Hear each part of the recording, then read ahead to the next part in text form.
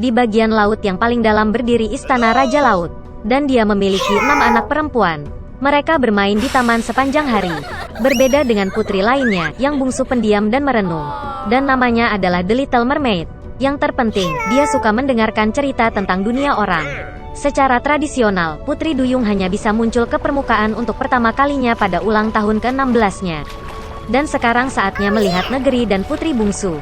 Dia muncul di dekat kapal, bernyanyi dan musik datang dari geladak. Ini adalah pertama kalinya sang putri melihat kapal itu. Di kabin kapal, Putri Duyung kecil melihat seorang pangeran tampan. Untuk waktu yang lama dia tidak bisa mengalihkan pandangan darinya. Tiba-tiba, badai dahsyat dimulai di laut. Kapal pangeran menabrak batu dan hancur berkeping-keping. Dalam kegelapan total, petir menyambar, dan Putri Duyung kecil melihat pangeran jatuh ke laut. Dia menyelamatkannya dengan membawanya ke darat. Segera pangeran itu ditemukan oleh seorang gadis yang lewat. Ketika dia bangun, dia tersenyum padanya dan berterima kasih padanya karena telah menyelamatkannya.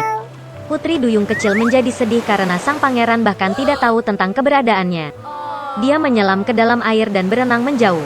Dari cerita ayahnya tentang orang-orang, Putri Duyung kecil mengetahui bahwa mereka menganggap ekor ikan Putri Duyung itu jelek. Oleh karena itu, untuk menyenangkan seseorang harus memperoleh 2 kaki. Keesokan harinya, Putri Duyung kecil pergi ke penyihir laut. Penyihir itu setuju untuk membuatkan ramuan untuknya yang akan mengubah ekor ikan menjadi sepasang kaki yang ramping. Kiprah sang putri akan anggun, tetapi setiap langkah yang diambilnya akan membawa rasa sakit yang tak tertahankan. Dan jika pangeran menikah dengan yang lain, Putri Duyung kecil akan berubah menjadi buih laut. Sebagai gantinya, penyihir itu ingin mengambil suaranya yang indah dari gadis itu. Sang putri siap untuk apapun untuk dekat dengan pangeran, dan dia setuju. Setelah berlayar ke istana pangeran di malam hari, Putri Duyung kecil meminum minuman ajaib. Rasa sakit yang tajam melanda dirinya dan dia pingsan.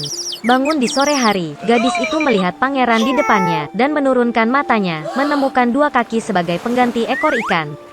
Pangeran mencoba mencari tahu siapa dia dan bagaimana dia bisa sampai di sini, tetapi Putri Duyung kecil tidak dapat berbicara.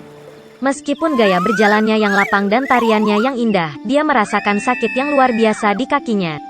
Sang pangeran semakin terikat pada Putri Duyung kecil, tetapi tetap memperlakukannya seperti anak kecil yang lucu.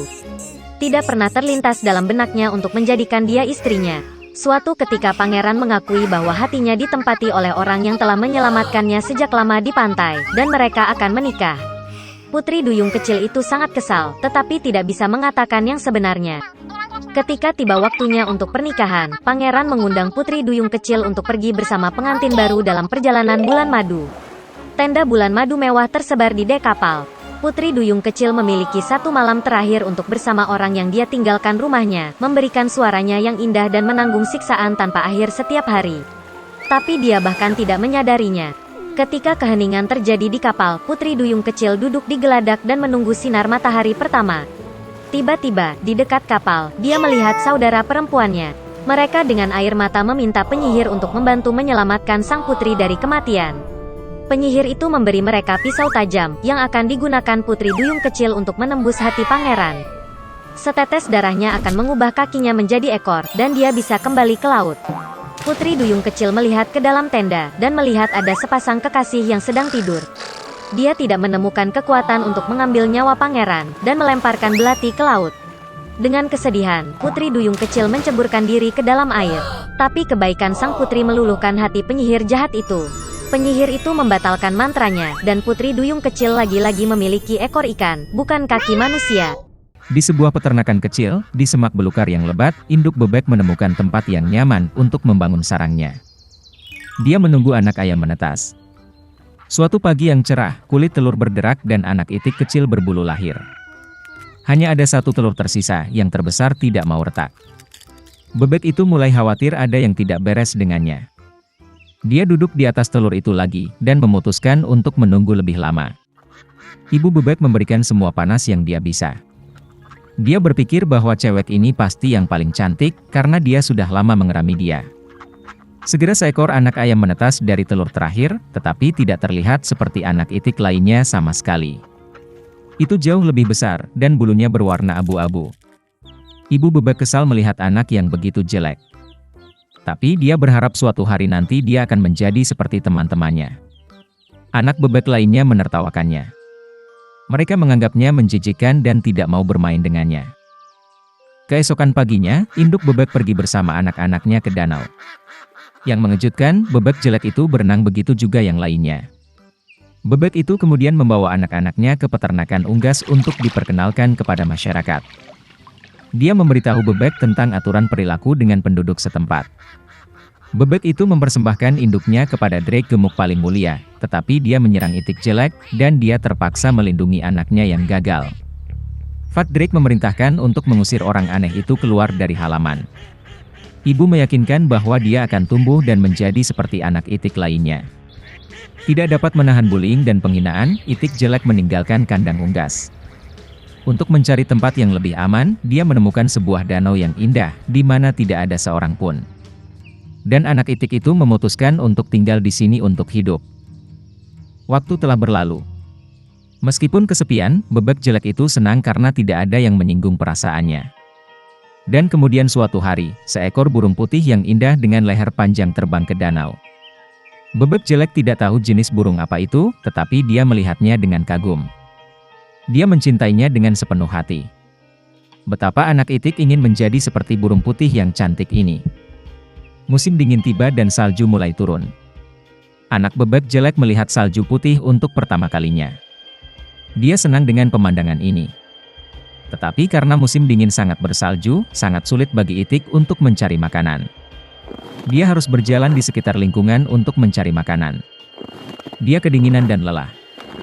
Jadi bebek jelek itu sampai ke rumah petani. Ketika petani itu melihat anak ayam yang kurus dan tidak bahagia, dia merasa kasihan padanya. Petani memutuskan bahwa dia akan memelihara bebek bersamanya sampai dia gemuk dan dewasa. Musim semi telah tiba. Pemiliknya merawat anak ayam itu dengan baik, dan dia tumbuh besar. Anak itik itu sudah membutuhkan banyak tempat, dan petani itu memutuskan untuk melepaskannya ke danau. Berdiri di tepi danau, anak itik jelek itu memandang bayangannya di dalam air. Dan dia tidak bisa mempercayai matanya, dia tidak bisa mengenali dirinya sendiri, dan berpikir bahwa ada orang lain di belakangnya. Dan kemudian anak itik itu menyadari bahwa burung yang mengagumkan dalam pantulan itu adalah dirinya sendiri. Untuk merayakannya, dia meronta-ronta dan berenang ke seluruh danau dari ujung ke ujung. Dan tiba-tiba dia melihat burung putih cantik yang sama dengan leher panjang yang pernah dia lihat sebelumnya. Bebek jelek itu memutuskan untuk berenang lebih dekat dengannya. Tetapi burung yang cantik itu tidak ketakutan, tetapi sebaliknya dia tersenyum dan mengedipkan mata, dan bersama-sama mereka berenang menyeberangi danau. Bebek jelek tidak bisa mempercayai kebahagiaannya. Saat lewat, seekor drake gemuk di tepi danau berkata bahwa dia belum pernah melihat angsa muda yang begitu cantik seumur hidupnya. Betapa terkejutnya dia saat mengetahui bahwa itik jelek yang pernah dia usir dari kandang unggas adalah seekor angsa yang cantik. Ternyata anak itik yang jelek itu adalah angsa sejak awal. Sebutir telur secara tidak sengaja jatuh ke sarang bebek. Dan ketika angsa muda yang cantik itu kembali ke rumah, semua orang di kandang unggas menjadi sangat malu karena mereka pernah menyinggung perasaannya karena penampilannya.